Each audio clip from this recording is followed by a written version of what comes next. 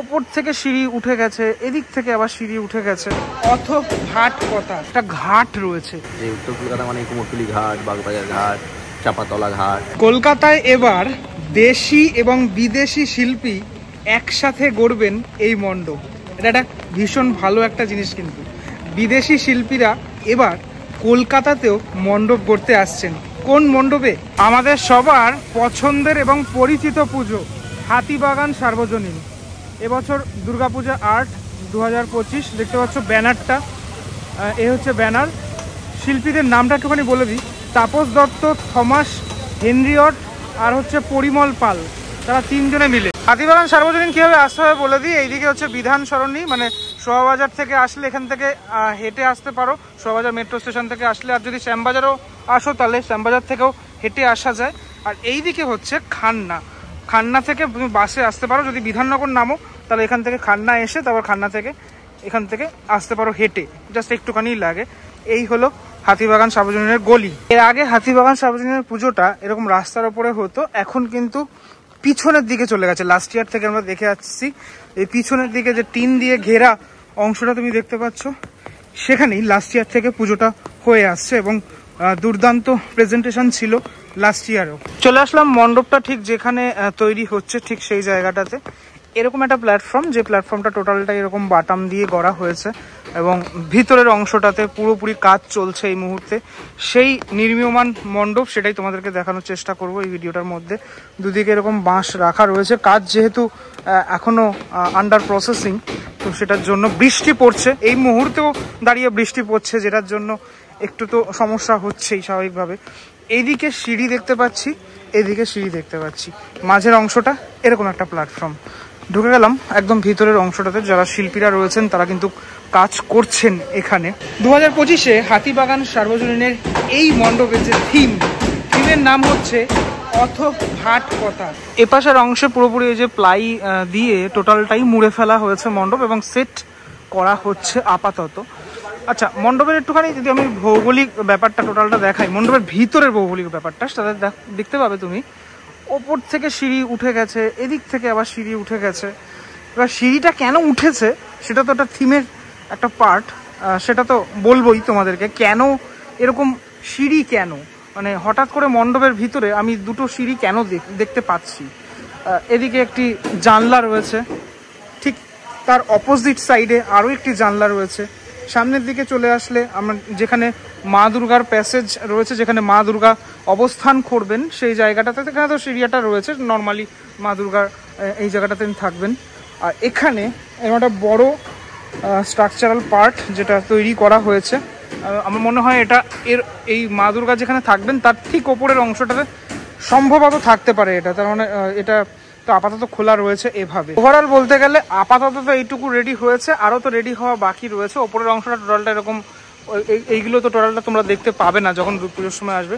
একটা ইন্টারেস্টিং জিনিস দেখিয়ে দিই, এখানে একটি ছবি তোমাদেরকে দেখাই। দেখো, এই ছবিটার মাধ্যমে একটু হাতে নিয়ে দেখাবো তোমাদের। এই যে ছবিটি তোমরা দেখতে পাচ্ছ, যেটি একটি গঙ্গার পাশের একটা জায়গা, একটা ঘাট রয়েছে, সে ঘাটের মধ্যে সিঁড়িও রয়েছে। ঠিক এরকমই একটি ঘাট, সেই ঘাটের যে গল্প, সে গল্পই এবছর ফুটে উঠতে চলেছে হাতিবাগান সার্বজনীনের এই মণ্ডপে। আমাদের জীবনের প্রত্যেকটি মুহূর্তে ঘাটের যে অবদান সেটা কিন্তু অনস্বীকার্য। তার কারণ বিভিন্ন অনুষ্ঠানের সময় আমাদেরকে ঘাটে যেতে হয়, সেটা জন্মগ্রহণের সময় হোক বা আমাদের একদম মৃত্যুর সময় হোক না কেন, সেই যে গল্প, সেই গল্প তো এখানে ফুটে উঠবেই। তাছাড়া ঘাট সম্পর্কিত আরও বিভিন্ন তথ্য, বিভিন্ন জিনিসপত্র আমরা দেখতে পারবো এবার হাতিবাগান সার্বজনীনের মণ্ডপে আসলে। মণ্ডপের টোটাল যে অংশটা আমি দেখতে পাচ্ছি, ম্যাক্সিমাম উপাদান এখানে প্লাই দিয়ে এবং বাটাম কাঠ এগুলো দিয়েই তৈরি করা হয়েছে। কোনোরকম কোনো হার্মফুল ম্যাটেরিয়াল সেটা কিন্তু ব্যবহার করা হয়নি এবং করা হয়ও না, যেহেতু একটা মানে খুব ব্র্যান্ডেড পুজো এই হাতিবাগান সার্বজনীন। ঠিক লাস্ট ইয়ারের মতো আমার মনে পড়ছে, মা দুর্গার ঠিক নিচের অংশটাতে এইরকমই একটি জায়গা ছিল, আমরা পিছনে গিয়ে দেখেছিলাম। কিন্তু প্রত্যেক বছর তো মণ্ডপ চেঞ্জ হয়, মণ্ডপের ঘরানা চেঞ্জ হয়।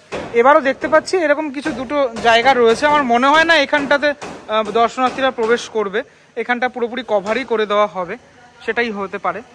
তবে এই যে সিঁড়ির মতো যে অংশগুলো উপরের দিকে উঠে গেছে, এটা দেখতে পাচ্ছি একটা দুটো, আর ঘাটের পাশে অনেক রকমের স্থাপত্য থাকে, সেগুলো পুরোপুরি ফুটে উঠবে ওখানে। এই যে জায়গাটা দেখছি, মানে এই যে একটা জানলার মতো অংশটা দেখছি, আমাদের এখানেও বাগবাজার ঘাট বা যে কোনো ঘাটে তুমি যাও না কেন, এই ব্যাপারগুলো তুমি লক্ষ্য করবে। তবে এই মণ্ডপে ঢুকলে আমার কোথাও না কোথাও একটা নর্থ কলকাতা যে ফিল, যেহেতু আমি নর্থ কলকাতাতেই রয়েছি, সেটা কোথাও না কোথাও খুঁজে পাচ্ছি। আর যেহেতু এবছর এই মণ্ডপে শিল্পী তাপসদা রয়েছেন, যিনি আমি বলছিলাম যেটা, যে দেশি শিল্পী এবং বিদেশি শিল্পীর সমন্বয় এই মণ্ডপে ঘটতে চলেছে, তাই জন্য ভীষণই একটা সুন্দর হতে চলেছে এই টোটাল মণ্ডপ। এবং মাতৃ প্রতিমায় রয়েছেন শিল্পী পরিমল পাল। আমার মনে হয় এটাও আমাদের নর্থ কলকাতারই কোনো একটা জায়গার ছবি, সেই ছবিটাই এখানে রয়েছে। এরকম তো অনেক ছবি দেখতে পাই আমরা, কুমারটুলি ঘাট বা নর্থ কলকাতার দিকে আহিটোলা ঘাট। এখানে তোমাদেরকে আরও একটি ছবি দেখাই। এই যে ছবিটি তোমরা দেখতে পাচ্ছ, এটাও কিন্তু কলকাতার রাস্তায় কোথাও না কোথাও আমরা দেখে থাকি। মানে বাড়ি রয়েছে একটি, বাড়ির মধ্যে মা কালীর একটি, মা তারার একটি মূর্তি, সেই মূর্তি অঙ্কন করা হয়েছে। তার নিচে ঠিক মা তারার একটি মন্দির, সেটিও রয়েছে। এরকম কলকাতার আশেপাশে অনেক দেখতে পাওয়া যায়, বিশেষ করে নর্থ কলকাতায়। এই চিত্রগুলোই কোথাও না কোথাও ধরা পড়বে হাতিবাগান সার্বজনীনের এবছর পূজা মণ্ডপে। এগুলোই পুরোপুরি তৈরি করা হচ্ছে। প্রথমেই যখন দর্শক প্রবেশ করছেন, তারপর প্রবেশ করার পরে দুই দিকে কিন্তু দুটো এরকম সিঁড়ি রয়েছে দেখতে পাচ্ছি। ওপরের প্ল্যাটফর্মটা আপাতত শিল্পীরা রেডি করছেন, তাই এখানটা কিভাবে তৈরি হবে আমার জানা নেই। ঠিক যখন আরো একটুখানি মণ্ডপে এগাবে তখন বোঝা যাবে। আপাতত তো একদমই প্রাথমিক পর্যায়ের কাজ। শিল্পীর থেকে জেনে নেব টোটাল বিষয়টা, তিনি কিভাবে ভাবছেন এবছর এই হাতিবাগান সার্বজনীনের মণ্ডপে। দেখুন শিল্পীরা কিভাবে এই ছোট ছোট পার্টগুলোকে নিয়ে ওপরের দিকে উঠে যাচ্ছেন, আস্তে আস্তে সেট হচ্ছে। ঘাটের দেওয়ালগুলো ঠিক যেমনটা থাকে না, আমরা সেরকমটা পাবো এখানে। একটা উত্তর কলকাতার যে নস্টালজিয়া ব্যাপার, সেটা কিন্তু আপনি পাবেন এবছর হাতিবাগান সার্বজনীনের এই মণ্ডপে আসলে। 2025 সালে শিল্পী তাপসদা নমস্কার। নমস্কার। এবছর আপনার সাথে একজন বিদেশি শিল্পীর মেলবন্ধন হয়েছে। প্রথমে আমি জানতে চাইবো এখানে কি ব্যাপারটা নিয়ে কাজ হচ্ছে। আমার মেন নামটা হচ্ছে অথ ঘাট কথা। তো উত্তর কলকাতা বলতেই তো এই বনেদি বাড়ি, আড্ডা, চপমুড়ি, ট্রাম, তার সঙ্গে সঙ্গে কিন্তু ঘাটটাও আমাদের মাথায় চলে আসে। যে উত্তর কলকাতা মানে কুমোরটুলি ঘাট, বাগবাজার ঘাট, চাপাতলা ঘাট। তো এই ঘাটটা মানে কলকাতা এই সাইডের উত্তর কলকাতা ঘাট বরানগর থেকে হাওড়া পর্যন্ত একটা টাইমে প্রায় 100খানেক ঘাট ছিল, 100খানার কাছাকাছি ঘাট ছিল। সেগুলো কোনোটা কালের নিয়মে হারিয়ে গেছে, কোনোটা বন্ধ হয়ে গেছে, কোনোটা জলে তলিয়ে গেছে, কোনোটার যেই পারপাসে তৈরি হয়েছিল সেই পারপাসটা বন্ধ হয়ে গেছে। তো এখন হাতে গোনা কয়েকটাই ঘাট, হয়তো 20-25টা ঘাট আছে এই বরানগর থেকে হাওড়া পর্যন্ত, মল্লিক ঘাট পর্যন্ত।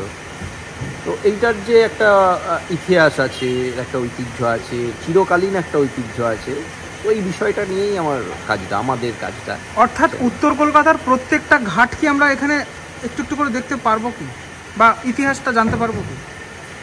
ইতিহাস তো আছে, কিন্তু প্রত্যেকটা ঘাট বলতে দেখো সব ঘাটেই প্রায় কাজকর্মগুলো একই রকম হয়। তো এই এসেন্সটা পাবো, এসেন্সটা দরকার, মানে পরিবেশটা ঘাটের থাকবে। হ্যাঁ। আচ্ছা, এখানে তো মোটামুটি দেখলাম যে এখানে সিঁড়িগুলো উঠে গেছে, যেগুলো ঘাটে যে সিঁড়িগুলো থাকে সেগুলো দেখানো হয়েছে।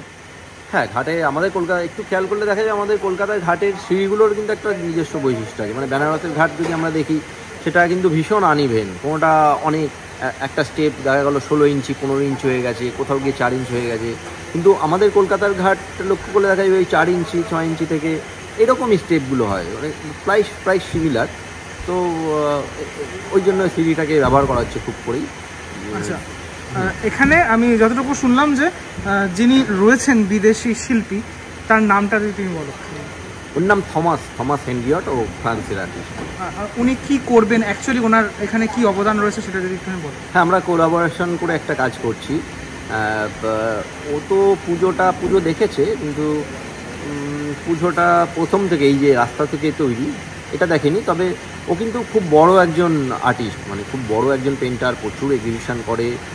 আর ও রিসেন্টলি উত্তর কলকাতায় এই ঘাটের আশেপাশের কিছু স্কেচ করেছিল, সেটা থেকে ও জাপান থেকে ওটা টেক্সটাইলে কনভার্ট করেছে। মানে এটা ও যেটা বলছে বা আমরা যেটা শুনছি বা টেকনিক আমিও যেটা দেখলাম কাজটা, এটা হচ্ছে আমাদের ওয়ার্ল্ডে প্রথম কিন্তু এরকম একটা টেকনিক, একটা হিউজ কাজ যেটা পেন্টিং থেকে ট্রান্সফর্ম করা হয়েছে রোবোটিক ওয়েতে, মানে হাতে স্টিচ না, একটা মেশিনে ওটাকে স্টিচ করে, মানে সুতোর স্টিচগুলো অন্যরকম, ওইভাবে আমরা কাপড় সেলাই করে ওরকম একটা নতুন টেকনিকে ওটা কনভার্ট করা হয়েছে। সেটা প্রায় 22 ফুট লম্বা, 7 ফুট চওড়া, একটা হিউজ বড় কাজ ওটা ও করিয়েছে।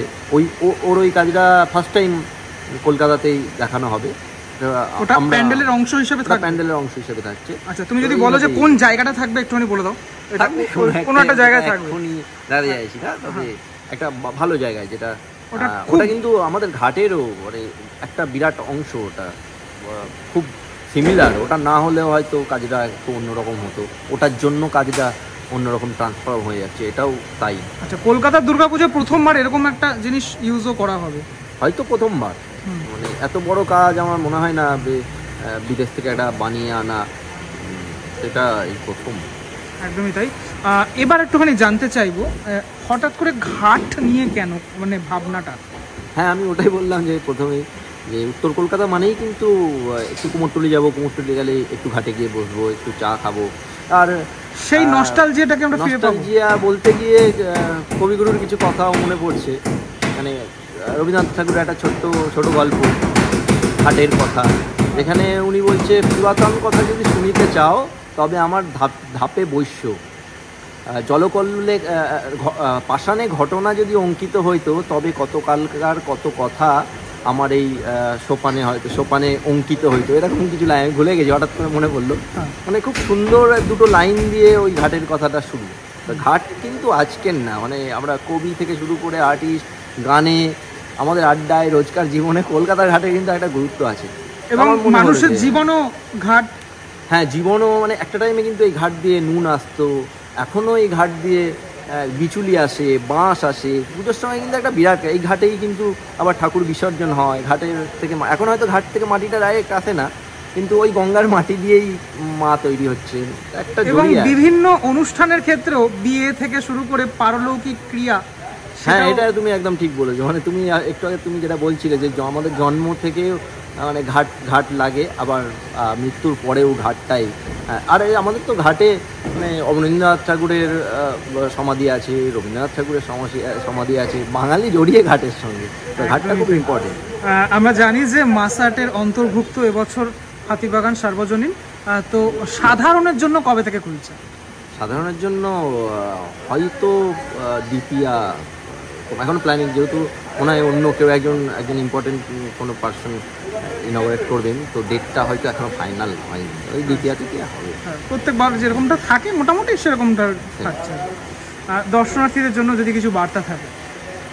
হ্যাঁ, প্রত্যেকে আসুন, পুজো যেভাবে দেখেন হই হই করে পুজো দেখুন, সব পুজোতে যান, খুব করে আনন্দ করুন, আর সবাই খুব ভালো থাকে, এটাই। থ্যাংক ইউ দাদা, থ্যাংক ইউ সো মাচ, দেখা হচ্ছে পরে। ঘাট থেকে শুরু, ঘাটেই সব শেষ, কথাটা বললাম এই কারণের জন্যই, তার কারণ বিভিন্ন অনুষ্ঠানে এই ঘাটেই আমাদের যেতে হয়। জীবন শুরুর অনুষ্ঠান, অর্থাৎ বিয়েতে যেমন ঘাটে বিভিন্ন কাজের জন্য যেতে হয়, সেরকম মানুষের জীবন শেষ হয়ে গেলে, অর্থাৎ মানে পারলৌকিক ক্রিয়া যখন আমরা করি, তখনও কিন্তু এই ঘাটেই আমাদের যেতে হয়।